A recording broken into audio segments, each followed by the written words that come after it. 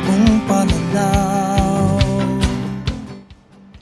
Isang mapagpalayang araw Pilipinas, Diyos marhay na aldaw Bicolandia. Welcome po sa 8th episode ng ating kaugnay School on the Air on Corn Production dito po sa probinsya ng Masbate, the rodeo country of Bicol.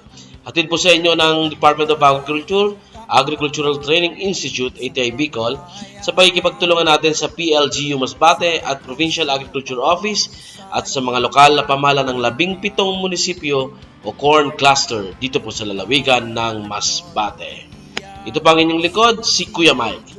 Tayo po ay napapakinggan sa impila ng radyo sa probinsya ng Masbate, DZIM 98.3 Spirit FM, tuwing Sabado sa ganap na alas 10 hanggang alas 11 ng umaga. Opo, isang oras tayo magsasama-sama tuwing araw ng Sabado sa loob ng 4 na buwan. At sabay-sabay na matututo sa mga makabagong teknolohiya sa produksyon ng mais. Gandang umaga po sa ating 500 farmer enrollees at syempre ang kanilang mga SOA coordinators na nanggaling sa 16 na munisipyo at isang lungsod o corn cluster dito po sa lalawigan ng Masbate. Magandang araw, bayan ng Aroroy, Mandaon, Balod, Milagros, Mobo, Uson, Kawayan, Katayngan, Dimasalang, Palanas, Placer, Esperanza, San Pascual, Batuan, San Jacinto, Monreal at ang syudad ng Masbate. Ngayon pa lang po ay kami taus-puso na nagpapasalamat sa inyong pagsuporta at pagpapahalaga sa mga adhikain ng kagawaran ng pagsasaka. Tayo rin po ay nasusubaybayan via YouTube.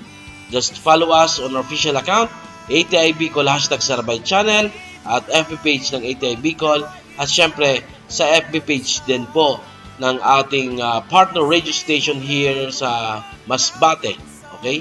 DZIM, Spirit FM, and sa iba sa mga mga tagapakinig natin, okay, sa ating himpilan ng radyo, okay? So ngayong araw po ay ating pagpapatuloy ang talakayan. Noong nakaraang Sabado po ay pinag-usapan natin ang nutrient management ng mais. So ngayong araw naman po ay ating pag-iibayuhin ang ating kaalaman tungkol naman sa mga insect pest ng mais. Okay? So makakasama po natin para talakayin ang mga ito ang technical staff ng RCPC DARFO 5, ang napakasipag at magaling na si Sir Sherwin T. Dotillos. Magandang umaga po, Sir Sherwin. Magandang araw mga kamais dito po sa province ng Masbate. Okay, ang pag-uusapan po natin ngayon ay regarding po sa mga insect pest ng mais. Okay, magsimula na po tayo. Okay, ang insekto po, under class Hexapoda, may 30 orders po. Okay? Ang insekto po ay may 3 bahagi ng katawan or 3 body regions. Andyan po yung head, yung thorax, and then yung abdomen. Ang insekto po ay may isang pares ng antena. And then, pagdating naman po sa bibig niya ay may tinatawag po tayong mandibles, maxillae, and labium. And then, may 6 na paa or 3 pares ng paa. Pag sinabi pong insekto, may 3 pares po yan ng paa. Compared po sa arachnids or sa mga spider na may 4 na paa. Minsan po kasi napagkakamalang insekto ang spider pero si spider po ay under the arachnids po or hindi po sila magkapamilya or hindi pwedeng i-consider si spider or si gagamba na insekto. Okay? May pakpak, ang iba naman pong insekto ay wala. Okay, ito po yung mga example ng mga order ng insekto. Andyan po yung order Hemiptera o ang example ay yung mga bugs or true bugs. And then Neuroptera po, example naman po niyan ay si lacewing. And then si Lepidoptera po, ang example po niyan ay yung mga paru-paro. And then si Coleoptera po, ang example po niyan ay ang mga beetle. And then si Diptera po, ang example naman po niyan ay yung mga langaw or yung mga flies. Ito po, yung under the phylum Arthropoda po, mga insect relatives po or yung mga kapamilya niya, iyo po yung ticks, mites, and then spiders. Andyan din po yung scorpions, and then millipedes, centipedes, and then the closest relatives to insect. Yan po yung mga malapit na mga kamag-anakan ng mga insekto. Okay? Number of insect species in use. Dinodomina po nila ang food chain and food web. And then, nabubuhay po sila sa lahat ng klaseng habitat or sa lahat ng klaseng ecosystem, apwera na lang po sa pinakailalim na parte ng karagatan. Okay. Insect as pest. Paano ba siya naging peste? Pest status is subjectable. It's what we define it is. Paano ba natin siya ilalarawan? Okay. Ang peste po, nagiging peste siya kung sakaling ito po ay nakakaapekto na sa ating kalusugan, sa ating hanap buhay, o sa ating pananim. Yan po yung pinakamadali na paglalarawan po sa peste. Example po, kung sakaling si corn borer ay pumunta sa ibang commodity, especially sa kamote, possible po na hindi po siya maging consider na peste. Okay? Ito po. Ang mga insekto po ay pwede rin pong maging source po ng protina. Sa ibang rehiyon po, ang mga insekto ay isa pong diet nila, especially po sa part ng North Luzon. Sa North Luzon po ay kinakain nila yung mga ibang insekto na pwedeng kainin. Okay, umpisan po natin. Ito po yung mga insect pests sa mais. Okay, number 1 po, ito po si white grub, or si June beetle, or si toy beetle. Yan. Ang sa kanya pong local name, ulalo sa Tagalog or sa Bicol, sa Lagubang Tagalog and Bicol din po. Ito po, ang destructive stage niya po, pagdating sa mais ay yung larva or yung ulalo. Ang makikita po natin ay yung katawan niya po ay puti and then orange po yung kanyang ulo. Ang pagiging larva niya po or yung pagiging uod ay tumatagal ng mula 252 hanggang 336 days. Kulang-kulang 1 taon po. Meaning to say, kung halimbawa po siya ay larva, andyan po siya sa lupa, pwede po niyang kainin ang ugat ng mais. Magtanim ka man po wet and dry. Meaning to say, kung nagtatanim po kayo ng 2 beses sa 1 taon, posible po na pinsalain ng larva ng grub ang inyong maisan. Okay? Makikita nyo po, ito po yung damage niya. Kinakain niya po yung ugat. Makikita nyo po yung mga irregular na patches ng mais na mga bansot or yung iba naman nag-yellow and then yung iba naman po ay namamatay na. Paano po ba kukontrolin si white grub? Okay? Kailangan po ay maganda po yung pagkabungkal or pagland prep ninyo ng inyong tanim. Ng inyong taniman. Okay? Ugaliin din po na dapat malalim po yung pagbungkal or yung pag-araro, lalong-lalo na po doon sa alam naman natin na maraming ulalo. Na, halimbawa, sa 1 hektarya, meron po dyan parte na grabe yung infestation. Siguraduhin po natin na malalim po yung pagkabungkal po natin ng lupa kung tayo po ay laland preparation. Okay? Isa pa rin pong control measure or pagsugpo ng ulalo or ng grab ay ang paglalagay po ng lason na chemical sa buto or yung tinatawag po natin na seed treatment. Ito po ay ginagawa bago magtanim. Okay?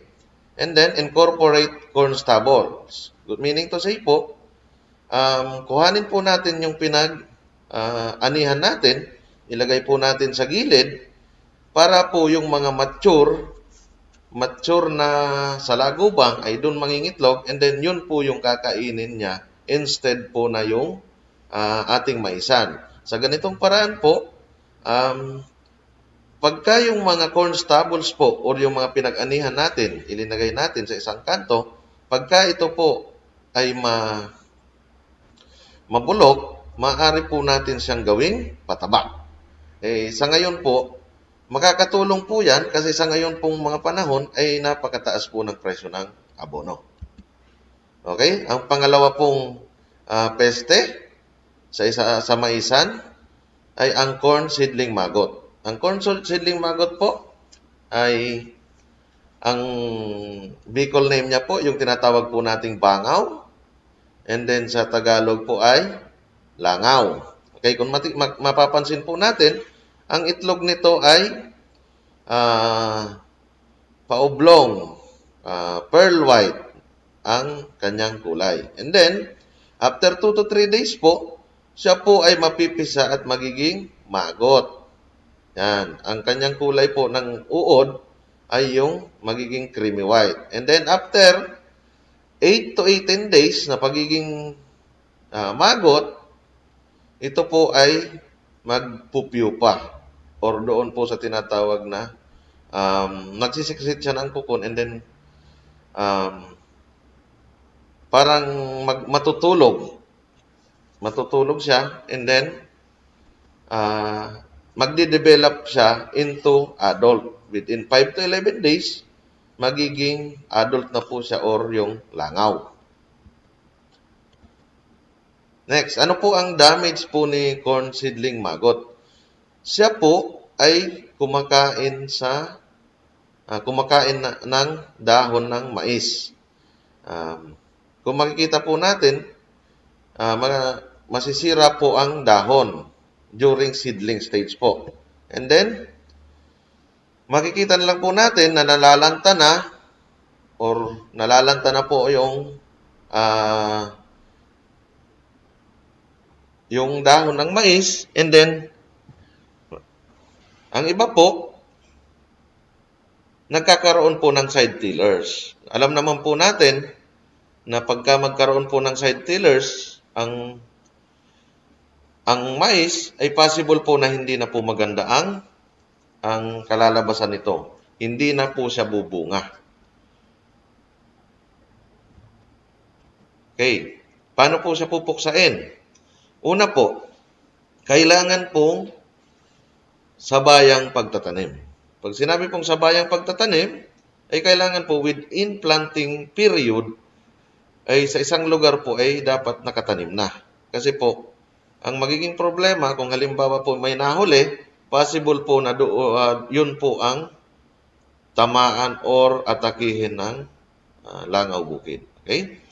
Then next is early planting in growing season to escape high maggot population. Halimbawa po, ang atake or ang history po ng atake ng maggot sa inyong lugar ay umatake po siya ng June. Kung sakali po na or July, kung sakali po na umulan ng May, mas maganda po na tumanim na po agad para po matakasan yung mataas na populasyon ng maggot. Okay? Mahalaga po ang pag-record kung anong buwan po yung mataas na infestation ng mga peste. Para po, magiging basehan po nyo yun kung sakali pong magtatanim kayo.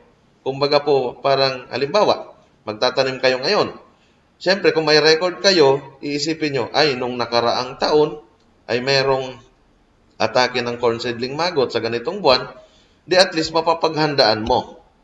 Mapapaghandaan nyo po na magtatanim kayo ng maaga para makatakas po kayo sa mataas na populasyon ng maggot. Okay? Pang-tatlo po, clean culture. Kailangan po ay malinis po yung ating taniman. Kasi po, kung halimbawang madamo, ay possible po na maging alternate host po yon or pwede niya pong tirhan yon. Okay? Pang-apat po is seed treatment.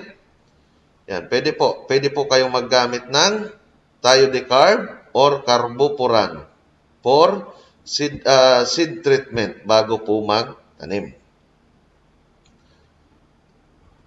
Ang ibang practice po, minsan, hinahalo na po yung carbopuran sa abono. May mga farmer po na nagpa-practice ng ganon. Abono po na 14, 14, 14. And then, ilinalagay po as basal bago po magtanim. Okay, next po. Si Asian corn borer po. Okay? Si Asian corn borer po, ang local name po sa Bicol ay Amasok or Tibgoy. Okay? Ang kanyang itlog po, makikita po yan natin, ay eggs are flat, into egg masses po yan. Grupo po yan. Grupo po pagka, iyan po ay pinapangitlog ng corn borer. Ang isang egg mass po, pwede pong may 25 to 50 eggs. And then, after 4 to 5 days po, siya po ay mapipisa and then magiging larva. Ang larva po, yan po yung destructive stage po ng corn borer. And then, 12 to 13 days po, magiging pupa. And then, 5 to 12 days po, magiging mature. Yan na po. The adult is yellowing brown moth with waxy dark lines on the wings with an expansion of about 35 mm. Yan po. Pagka maging adult na po, ay yun na naman po yung time na hahanap po siya ng kapares at iitlog na naman, ganun po. Cycle na po yun. Okay, ano po ang damage ng ACB? Una po, pagka-hatch, pinhole lines lesion, makikita po natin, sa first instar po ng larva, makikita po natin maraming parang tinusok po ng karayom. Okay? And then, paghabang lumalaki, palaki din po ng palaki yung ginagawa niyang butas sa dahon or sa leaf sheets. Okay. Ito po yung, kung makita po natin sa picture, ito po yung ibang damage po ng corn borer. Titingnan po natin. Perforation in stalk. Kung makikita po natin, andyan po dyan sa may taas ng may po siya. Yan po yung bumabaon na po dyan yung corn borer. Papasok po sa loob ng katawan ng mais. Okay, ito naman po, frost on perforated stalk. And then, yung pinakauli po ay yung broken stalk and tassel. Magiging problema lang po natin pagka ma-damage na po or ma-damage po yung tassel, ay mawawalan po ng magbibigay ng pollen grain para po sa pollination ng mais. Kaya kung sakali po na maapektuhan yung tassel dahil po sa corn borer, ay possible po na bungi-bungi o walang laman po yung ating bunga ng mais. Okay? Kung titingnan po natin, ang atake po ng corn borer ay simula po sa dahon hanggang po mag-mature. Kaya kailangan po na maprotektahan po natin ang ating maisan. Paano po i-control si corn borer? Okay, ito po, number 1, early and synchronous planting. Meaning to say po, dapat maaga. Kung may ulan na po, maaga po tayo magtanim. And then, dapat, again po, synchronous planting. Meaning to say po, dapat sabay-sabay para at least, kumbaga po, scattered or hati-hati po sa corn borer. Kumbaga po, madami po yung pupuntahan ng corn borer. Compared po, kung halimbawa, maliit ka po, lahat po ng corn borer ay doon po pupunta sa iyo. And then, magtanim po ng resistant variety. Sa ngayon po, may mga maresistensya pong variety na binebenta po sa merkado. Yun po yung mga tinatawag po natin na BT corn. Yung mga BT corn po, hindi na po siya tinatablan or nakakain ng corn borer. Gawa po nung Bacillus thuringiensis or yung in-inject po doon na soil bacterium sa mais. Pagka nakain po ni corn borer, si BT po, atakihin naman po yung tiyan or yung tiyan ni corn borer, kaya mamamatay na po siya. Okay? Next po is manual picking or crushing of egg masses. Habang pong naglilibot. Halimbawa po, kung may madaanan na po na may itlog or makakita po ng uod, pisain na po. And then, next po, pwede pong magdetasseling, tanggalin po yung tassel, bago po maglaglag ang pollen. I-detassel po ang 3 linya o 4 rows ng mais. Magtitira lang po kayo ng isa. Pwede po. Sa ganun po, makokontrol po natin ang pag-atake ng corn borer. Then, pang-5 po, o pang-4 po na control measure ay paggamit po ng Trichogramma evanescens. Yan po ay ina-apply 33 to 35 days after planting. Ito pong Trichogramma evanescens po ay pwede nyo pong ma-avail sa aming opisina sa Regional Crop Protection Center po. Ito po ay ma-avail nyo po ng libre. Ito po ay malaking tulong para kontrolin po ang corn borer. Makikipag-ugnayan lang po kayo sa Municipal Agricultural Office na nakakasakop po sa inyong munisipyo. Then, ang last po na control measure ay crop rotation. Crop rotation po, halimbawa po, tanim kayo ng mais. Sa sunod po, pwede po kayong magtanim ng gulay. And then, tanggalin din po yung mga damo. Yan po yung mga control measure po para po sugpuin ang corn borer. Okay, next po. Ito pong corn earworm. Si corn earworm po, tinatawag din po siyang tomato fruitworm, sorghum headworm, cotton bollworm. Okay?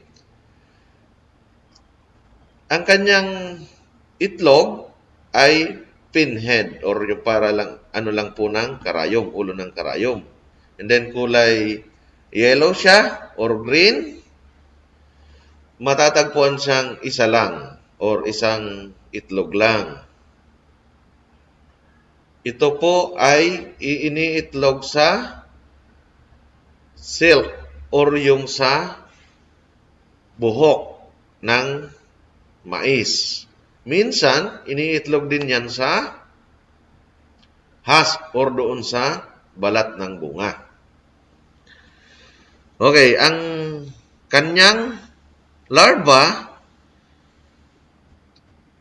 ang kulay ng kanyang larva ay berde, may pagka-pink, and then brown, hanggang black. Yan po yung mga kulay ng uod ni corn earworm. Kung titingnan po natin sa picture, yan po. May kulay green po, may kulay brown. Okay? And then, ang kanyang pupa ay yellowish green, and kinalaunan ay magiging brown. 12 to 14 days po ay siya magiging mature. Tandaan lang po natin, makita naman po natin sa picture yung itsura po ng earworm. Kasi napaka-importante po, nakilala po natin yung mga peste. And then, ang isang babae po, kaya niya pong mangitlog ng 200 to 2,000 na itlog hanggang siya ay mamatay. Yan. Kaya tandaan po natin kung ano po yung itsura ng adult, ng earworm, para po if in case po na makakita tayo, malalaman po natin or maabangan natin kung ano po ba yung dapat natin gawin or makakapaghanda po tayo na ay merong earworm, kailangan handa ako. Kailangan mag-monitor. Kasi po, pagdating po sa pest management or sa pag-manage po ng peste, ang pinaka-importante po yung monitoring. Proper monitoring po with observation. Yan po yung pinaka-sekreto. Dapat at least po, once or twice a week, dapat mabisita po natin yung ating taniman. Okay, ano po yung damage niya? Ang uod po ay kumakain ng dahon ng mais, bulaklak ng mais, yung murang dahon ng mais, yung buhok ng mais, and then yung bunga ng mais. Yan po yung kinakain ng silkworm. Kung ang uod ng mais,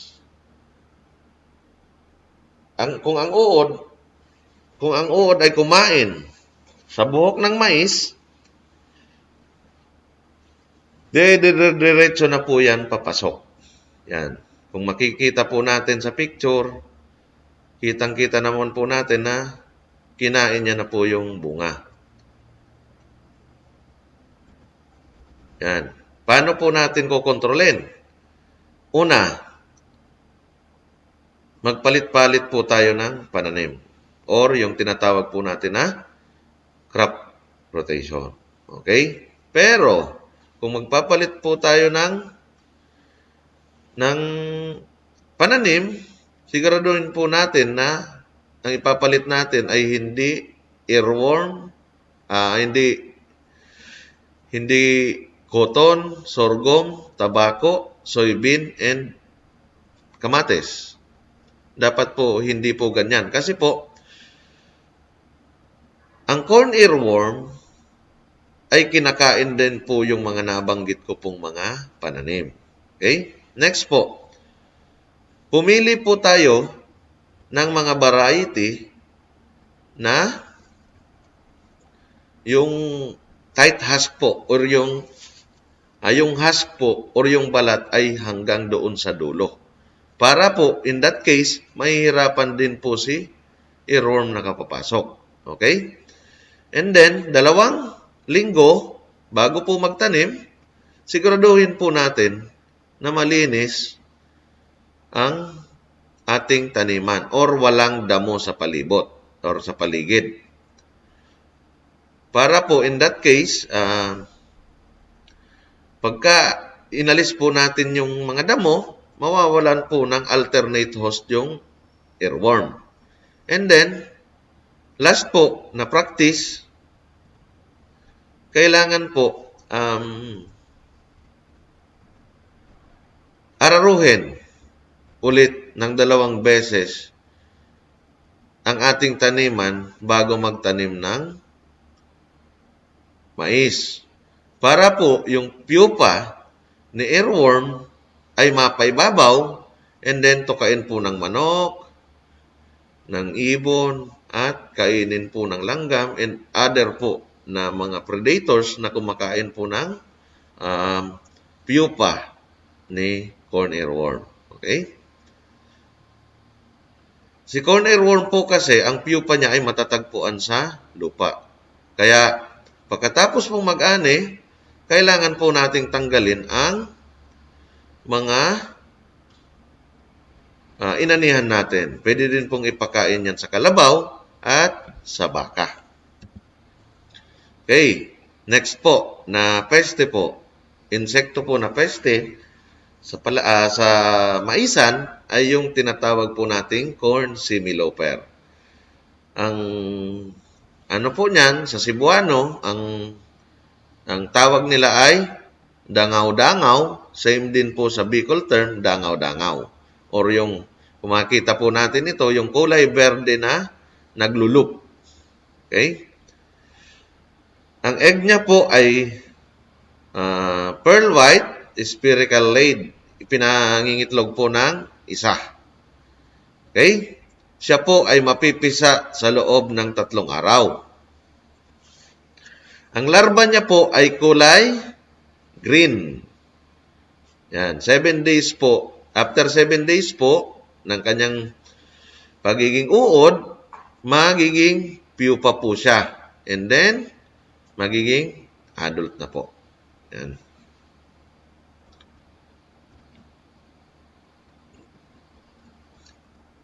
Ano po yung damage niya? Kung makita po natin sa picture, yung elongated lesion, yan po, titingnan po natin. Kinain niya na po yung dahon. And then, halos uubusin niya po. Makikita po natin ay talagang sirang-sira po yung dahon. Ano po ang magiging resulta pagka na-damage na po yung dahon? Siyempre po, pagka na-damage na po yung dahon, ay apektado na rin po yung pagluto po ng pagkain ng mais. Kasi po, kung tayo pong tao, example po niyan, kung halimbawa, kung tayo pong tao, meron po tayong kusina para doon po tayo magluto ng ating pagkain, ang mais po or yung mga halaman po, ang kanilang pong kusina ay yung kanilang dahon. Doon po sila nagluluto ng pagkain or yung tinatawag po nating photosynthesis. And then pagka halimbawa po, dinamage na nila yung dahon, apektado na rin po yung pagluto nila ng pagkain and then maapektuhan po yung paglaki nila at yung pag-produce nila or yung pagbunga nila. Maaari pong ang kanilang bunga ay maging maliit na malulugi po tayo. Kaya kailangan po nating i-monitor, bantayan, i-inspect ang ating mga taniman na mais. Okay? Next po, pagka kainin na po yung buhok. Ito po yung matindi. Pagkainin na po ni corn, similuper, or ni dangaw-dangaw, yung buhok. Pagka naman po ang buhok ay naputol during silking stage po, ay possible po na bungi-bungi na po ang bunga ng mais. Kasi po, ang buhok po ay napaka-importante po ng gamit. Kasi po, ang isang buhok po ay isang butil. Kasi po, ang isang buhok, yan po yung sumasalo ng pollen grains po para po magkaroon ng pollination. Okay. Paano po natin i-control si corn similoper? Kailangan po ay sabayang pagtatanim. Yan po. Next po. Sunod po na peste ay si common cutworm or si Spodoptera litura. Sa Bicol po, ang tawag natin ay ulod. Sa Ilonggo, ulod din. And then sa Tagalog, uod. Okay? Ang cutworm po, ang kanyang itlog ay egg masses. Okay? Egg masses po. Grupo-grupo po. Hindi po siya kagaya ng earworm at similoper na nangingitlog isa-isa. Si cutworm po ay grupo or egg masses pong tinatawag. Ang larva niya po, pagka maliit pa or bata pa, ay may pagka green na may itim na band. And then, ang ibang niya po, pagka full grown na po siya, ang iba naman ay may green to bright yellow dorsal alone and lateral stripe po sa kanyang lateral stripe with black spot po sa likod. Kung makikita po natin. And then, nagpupupa po siya. Kung titingnan natin, ang kanyang pupa ay kulay reddish brown. Okay? And then, 6 to 10 days po, magiging adult na po siya. Yan. Tandaan po natin kung ano po yung itsura ng adult po ng cutworm.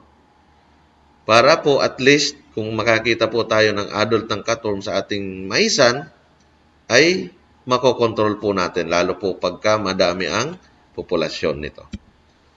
Okay, ano po yung damage niya?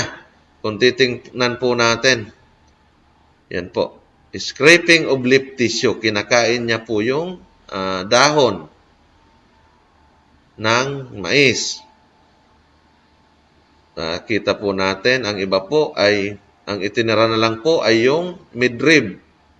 O parang ting-ting na po yung natira sa dahon ng mais. Pagka maliit po, pwede pong ubusin ng cutworm ang lahat ng dahon ng mais. Pagka maliit pa po yung mais. At yung uod po ay, kumbaga po ay full grown na or yung malaking uod na. Okay, paano po ikokontrol? Araruhin po yung ating taniman para po mawala or matanggal po yung mga damo na nagiging alternate host po ni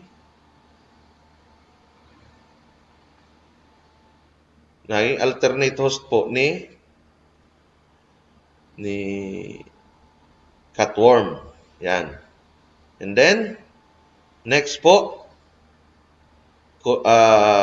pag bibisita po tayo, pagka halimbawa po may nadaanan tayong mga egmasis niya, kailangan tirisin na po natin.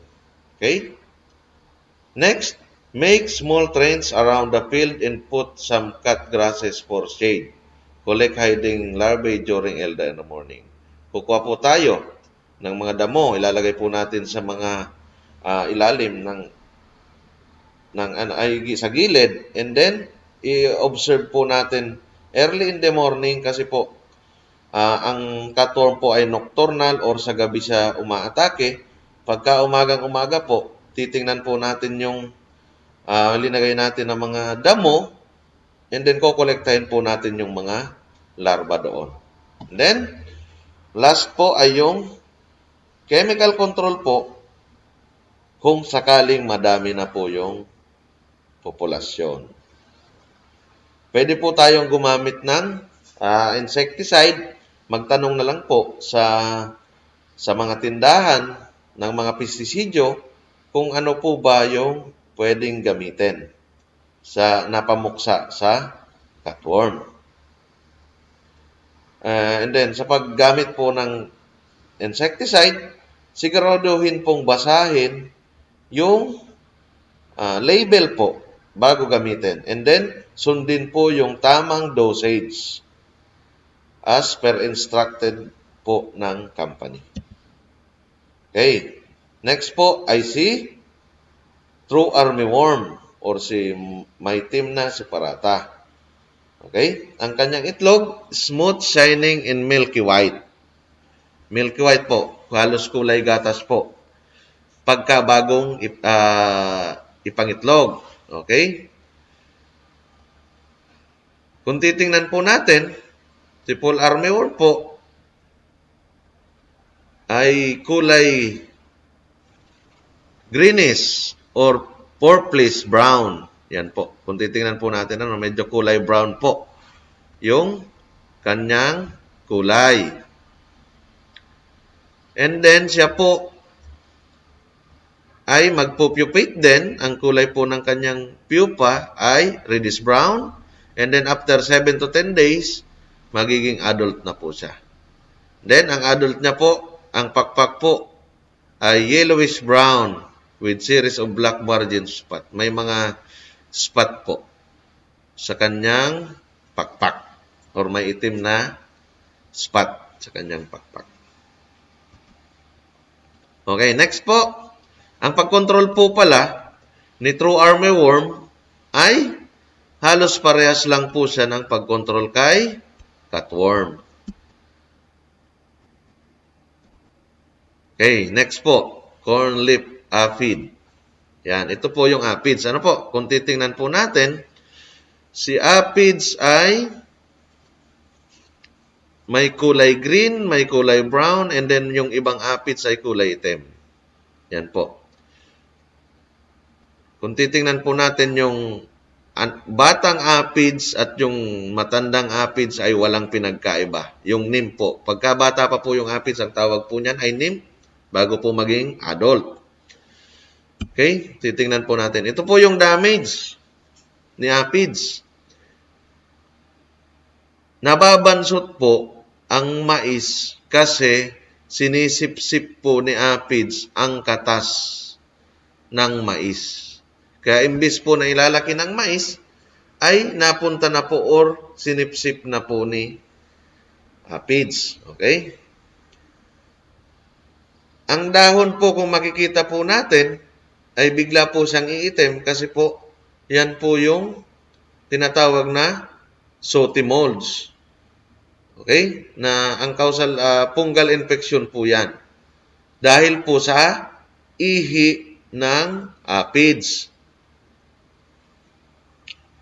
Pagka maapektuhan po yung dahon at yung bulaklak ng mais or yung tassel, possible po na hindi na po bumunga yung mais. Kung bumunga naman po ay maliit lang. Tapos ito po si aphids ay nagtatransmit din po ng mga sakit. Lalo po sa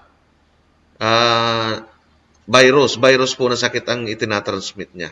Yung tinatawag po na sugarcane mosaic virus and maize dwarf mosaic virus.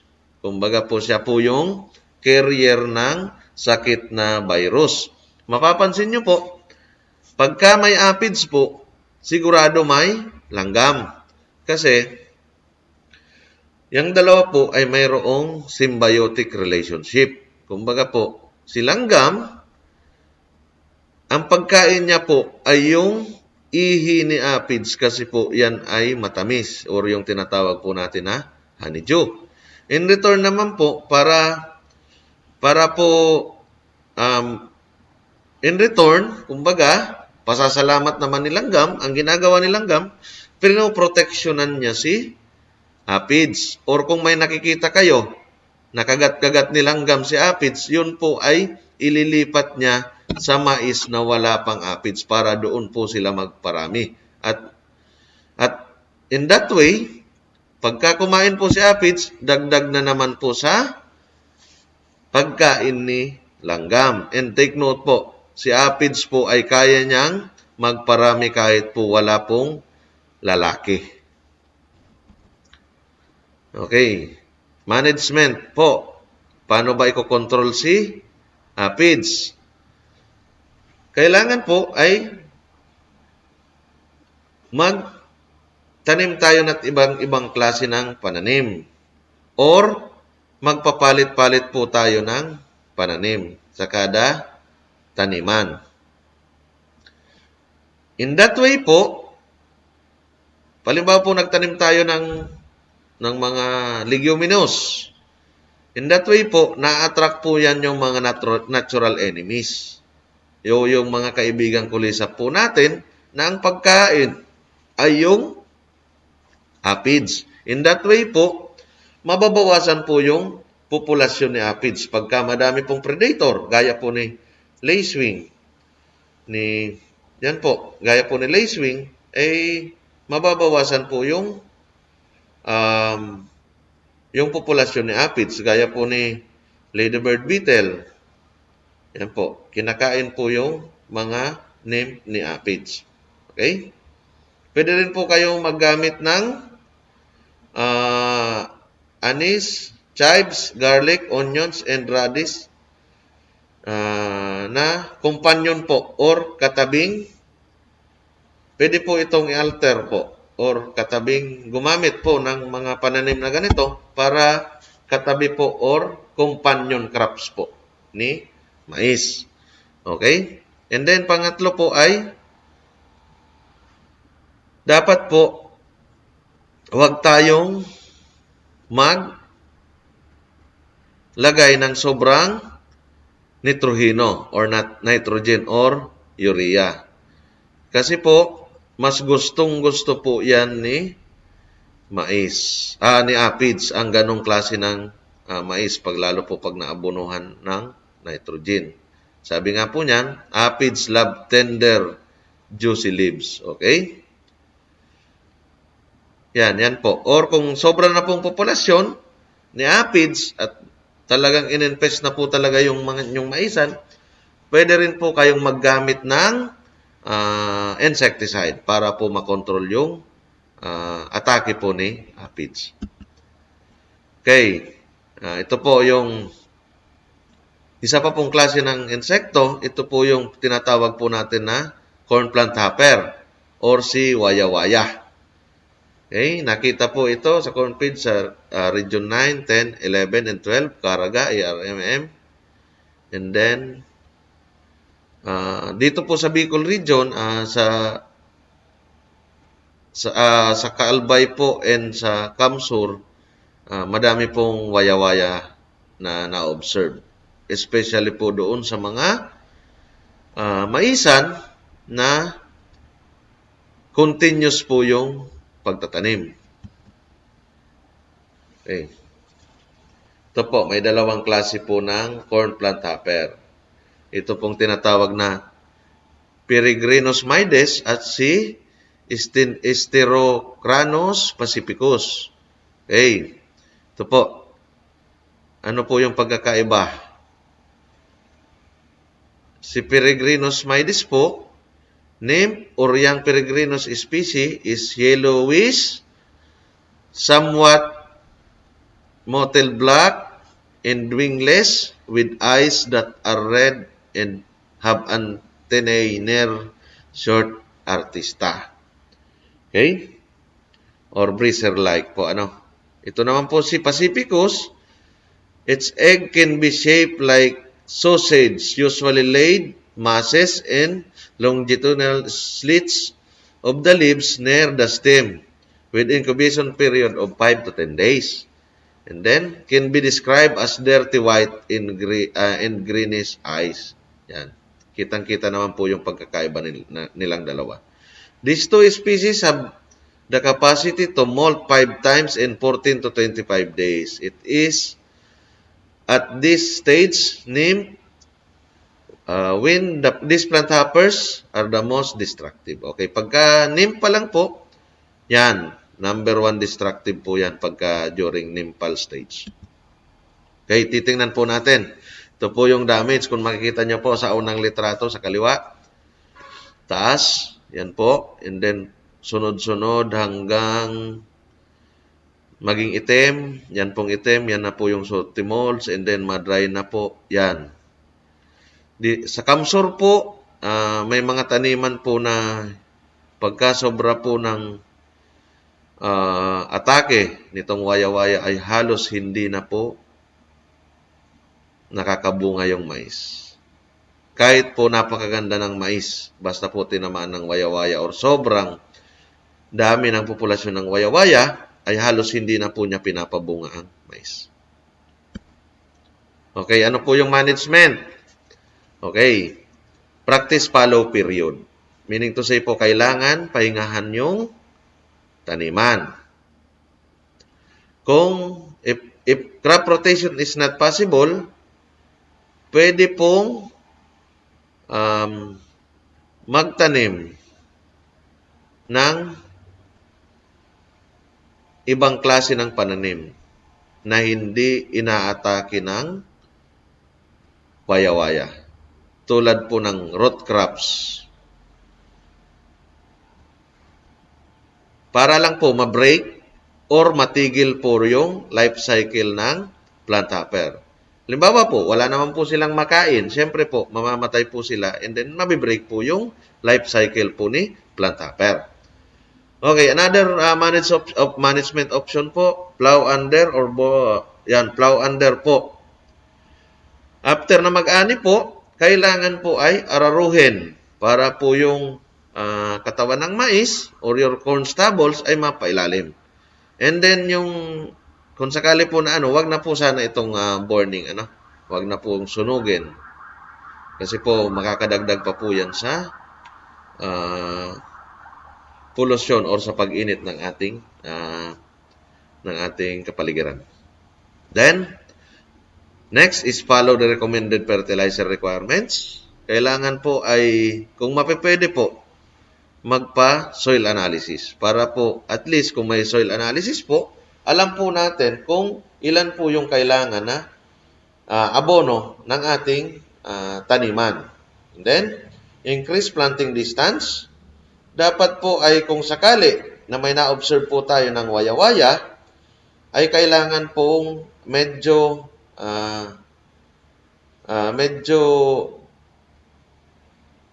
habaan natin or yung dagdagan natin yung distansya ng ating taniman. Halimbawa, kung ang practice po natin ay 70 by 20, pwedeng gawin nating 80 by or 75 by 25. Para po at least yung sunlight po ay direktang makakapenetrate po sa ating maisan. Yan. Increase planting distance po. Dagdagan po yung distansya ng ating tanim. Yung linya po, pwede pong 75 or pwede pong gawing 80.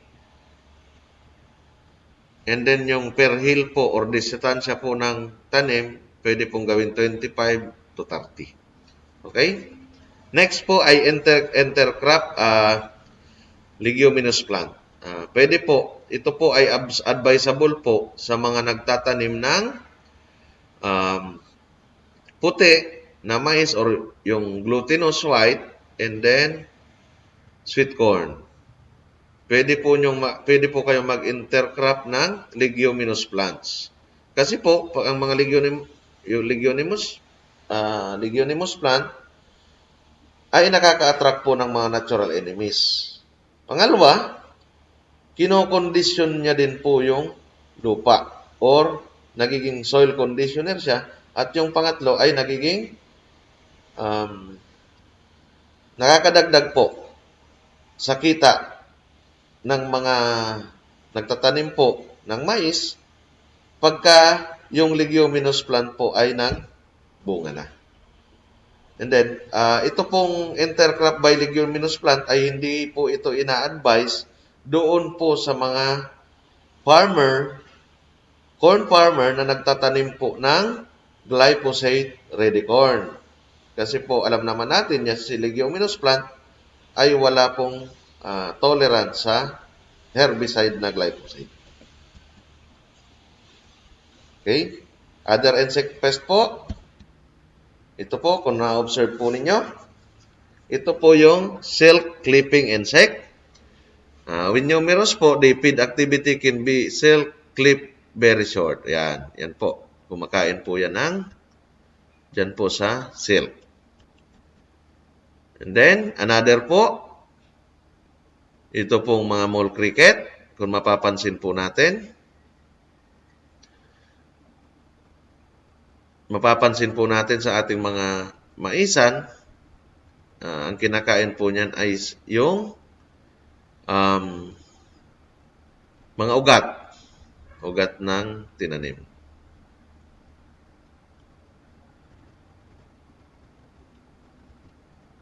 Okay, ito po. Another insect pest po ay itong Oriental Migratory Locust. Yan, kung titingnan po natin, yan, yung itlog niya po, egg yellow, orange banana shape, yan. And then 14 to 45 days, magiging nymph. And then 35 to 66 days, magiging mature na po siya. Ito po ay napakatindi kung umatake. Pero sa ngayon po ay wala pa naman ito sa Pilipinas, pero may mga ibang bansa po na pagka inaatake po ng migratory ito pong locust, ay talagang matindi po yung nagiging damage. Kung sakali po na maka-observe po kayo na madami po ng ganito, ay ibigay po, inform nyo po yung Municipal Agricultural Office po para po ma-actionan kung madami po yung ganitong peste na ma-observe nyo sa inyong mga maisa. Okay, next po, corn seedling beetle. Ito po, kung makikita po natin, ang adult po ay nagko-color brown. Body size is about 4 to 4.5 meter. Yan, titingnan po natin. Resemble features of corn silk beetle except that doesn't have the distinct black spot in the outer wings of M. bifasciata. Yan. Ang alternatives nyo po ay yung mga damo na Cyperus rotundus, Iliosin indica, yan, Rotbolia exaltata. Yan. Ito po yung nagiging damage po ni seedling beetle. Makikita po natin yung dahon. Yan, kinakain niya po yung dahon niya po, ini-scrape niya po yung dahon ng mais. And then, namamatay po yung seedling due to Monolepta spp feeding. Titingnan po natin na tuyo na. Okay, paano po? Management option po. Tanggalin po yung mga damo or yung alternatives niya po. Gaya ng mutha, kabit-kabit, agingay, kangkong. Yan. Yan po. Sa ganang paraan po, mababawasan po yung populasyon ng silk beetle. Okay? Ito po, another is off-barring or yung tinatawag po na pahiway para po ma-expose po yung mga immature or yung mga maliliit na silk beetle para po kainin ng mga predators. Okay? And then, ito po, yung predatory ants po, yan po yung kumakain sa mga pesting silk beetle. Okay? Next po, itong soil burrowing bug. Yan. Ito po, may mga occurrence na po nito na ito po ay na-observe po sa Luna Isabela, December 2008. San Mateo Isabela, January 2009. Cabanatuan, January 2009. And then, Tuguegarao City, December 2008. Yan. Yan po yung magiging damage. Kung titingnan po natin, patay po yung mga mais. Halos nagkalalanta na po. Madami pong namatay na mais. Nagkulay brown na po. Okay. Yan po yung soil bug. Kung mapapansin po natin, halos inubos niya na po yung isang parte ng maisan. Okay? Yan po. End na po ng presentation. Maraming salamat po. Okay, yan. So, maraming salamat Sir Sherwin Dotillos, technical staff ng RCPC DA RFO 5. Okay, ayan mga farmer enrollees, marami naman tayong nalaman at sana naunawaan. Okay, sa susunod na Sabado ay mas lalo pa nating payayabungin at nadagdagan ang ating mga kalaman sa produksyon ng mais. Sa susunod po dyan yung ating talakay naman tungkol sa FAW, okay? Yung full army worm, okay? So yun po ay part pa rin po ng ating insect pest sa mais, okay? So pag-uusapan po natin yan next Saturday, okay? So napakabilis po talaga ng oras. Maraming salamat sa DAPLGU ng Masbate, OPAG, at ang 17 LGUs o corn cluster ng Masbate. Sa aming Center Director, Ma'am Elsa, Chief ng IS Section, Ma'am Prime, at nakasama po natin lagi ang sa technical side, ang si Kuya Chan, at syempre si Miss Joy T, ang ating admin staff ng IS Section. Maraming salamat po mga ating kaugnay sa pagsubaybay, pakikinig at panonood. Sa susunod sa Sabado po ulit, 10 to 11 ng umaga, syempre, same radio station tayo. Muli po, ito ang inyong lingkod, si Kuya Mike, na nag-iwan ng isang masaganang ani, mataas na kita mga kaugnay. Mga kamais, stay safe and stay healthy. The day of fortune is like a harvest day. We must be busy when the corn is ripe. Sa mais, ma-amaze ka talaga. Diyos mabalas po. Siguradong pagkain sa buong bansa.